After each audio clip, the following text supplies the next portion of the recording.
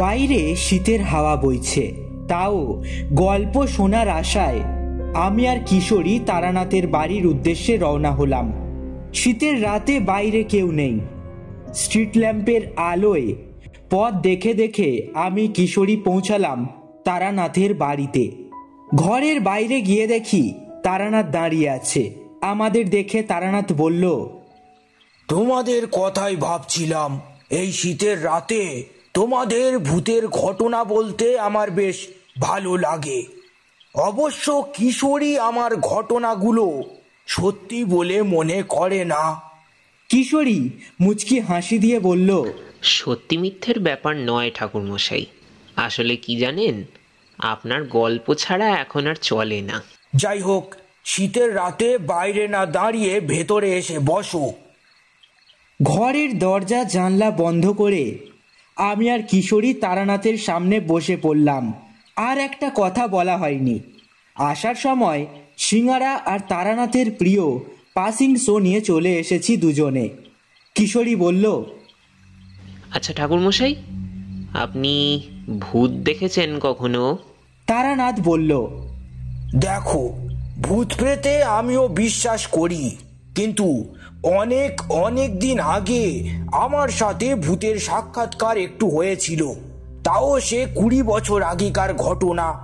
সেই গল্পটাই আজ তোমাদের বলবো। এই বলে তারানাথ ভূতের গল্প শুরু করলো। আমি আর আমার বন্ধু সন্দীপ একবার গ্রামের আর এক বন্ধু তন্ময়ের বোনের বিয়েতে তাদের গ্রামের বাড়িতে গিয়েছিলাম।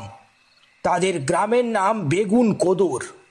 যাই হোক, বিয়ে বাড়িতে সারাদিন কাটিয়ে রাতের দিকে বিয়ে শেষ হতে হতে অনেক রাত হয়ে গেল। তন্ময় আমাকে আর সন্দীপকে বলল, অনেক রাত হয়ে গেছে, আজ থেকে যাও। কিন্তু তাও ভাবলাম শেষ ট্রেনটা গেলে পাওয়া যেতে পারে। সেই ভরসায় দুজনে বেরিয়ে পড়লাম স্টেশনের উদ্দেশ্যে। হয়তো ঠিক সময়ে স্টেশনে পৌঁছতে পারতাম, কিন্তু আমরা পথ ভুল করলাম। অনেকক্ষণ হেঁটেই চলেছি, কিন্তু রাস্তা যেন শেষই হচ্ছে না।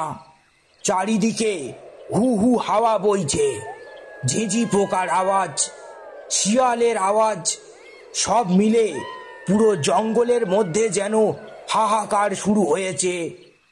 তখন বোঝা গেল রাত অনেক গভীর। সন্দীপ বলল, ভাই, এত রাতে জঙ্গলের মধ্যে থাকাটা ঠিক হবে না। আমিও তার কথায় সায় দিলাম, কিন্তু আশেপাশে কিছু চোখে পড়ল না। হঠাৎ সন্দীপের কথা শেষ হতে না হতেই আমার চোখে পড়ল দূরে একটা দোকান। দোকানে টিম টিম করে লণ্ঠন জ্বলছে। আমি লোকটিকে জিজ্ঞাসা করলাম, আচ্ছা, আশেপাশে থাকার জায়গা আছে? লোকটি ঘ্যার ঘ্যারে আওয়াজে বলল, আশেপাশে থাকার জায়গা নেই, কিন্তু একটু দূরে একটা পুরানো বাড়ি আছে, কিন্তু সেখানে কেউ থাকে না। আসলে বাড়িটার একটা বদনাম আছে। সন্দীপ বলল, ধুস, এত রাতে ভূত প্রেতের কথা বলে মাথা গরম করবেন না, আমরা ওখানেই থাকবো আজ রাতে। লোকটি মুচকি হেসে বলল, যা ভালো বোঝেন করুন, আমার বলার কর্তব্য আমি সেটা করলাম, এবার আমি চলি। ঠিক আছে, আমরা এখন সেখানেই যাব। এই বলে সন্দীপ আর আমি পথ ধরে হাঁটতে থাকলাম।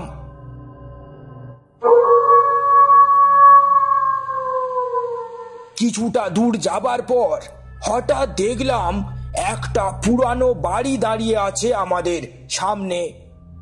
এই অন্ধকারে পুরনো বাড়িটা চাঁদের আলোতে মৃত্যুপুরীর মতো মনে হলো, যেন সেটা হাড় বার করে পুরানো একটা কঙ্কালের শরীরের মতো দাঁড়িয়ে আছে।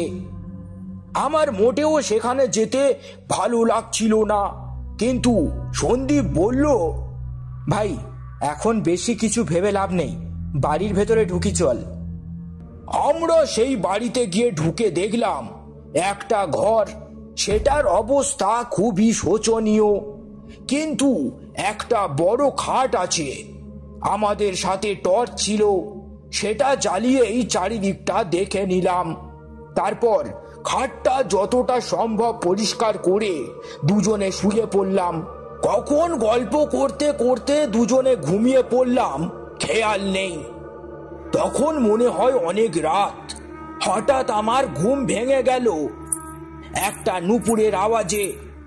আমি আর সন্দীপকে না ডেকে ঘরের বাইরে যেখান থেকে আওয়াজটা আসছিল সেদিকে গেলাম। সেটা আসছে বারান্দা থেকে। বারান্দায় একটা মেয়ে হাতে মোমবাতি নিয়ে হাঁটছে। এরপর সন্দীপ আমার পাশে এসে দাঁড়িয়েছে। তারও নুপুরের আওয়াজে ঘুম ভেঙে গেছে। এরপর দুজনে মেয়েটাকে ডাকতে লাগলাম, এই যে শুনছেন, এত রাতে এখানে কি করছেন? কিন্তু মেয়েটা কোনো সাড়া দিল না। আসলে তখনও আমি মধুসুন্দরী দেবীর সাক্ষাৎ পাইনি, কিন্তু আমার মনের মধ্যে কে যেন বলতে লাগলো, এখানে থাকিস না, চলে যা। তারপর হঠাৎ সন্দীপ সেই মেয়েটার কাঁধে গিয়ে হাত রাখলো, আর মেয়েটা পিছনে ঘুরতেই তার বীভৎস রূপটা আমাদের সেই চাঁদের আলোয় চোখে পড়ল। তার চোখ কোটরের মধ্যে ঢোকা, দাঁতগুলো বেরিয়ে আছে। সেই বীভৎস দৃশ্য দেখে আমি আর তার দিকে তাকিয়ে থাকতে পারলাম না। আমরা দুজনে ভয়ে সেখান থেকে দৌড় মারলাম। জঙ্গলে এইভাবে অনেকক্ষণ দৌড়ানোর পর দেখলাম খানিকটা আলো ফুটেছে পূবের আকাশে, মানে সূর্য উঠবে আর কিছুক্ষণ পরেই। এই বলে তারানাথ গল্প থামালো। কিশোরী বলল, ভয় পালিয়ে এলেন বলুন? তারানাথ কিছু না বলে শুধু মুচকি হাসল।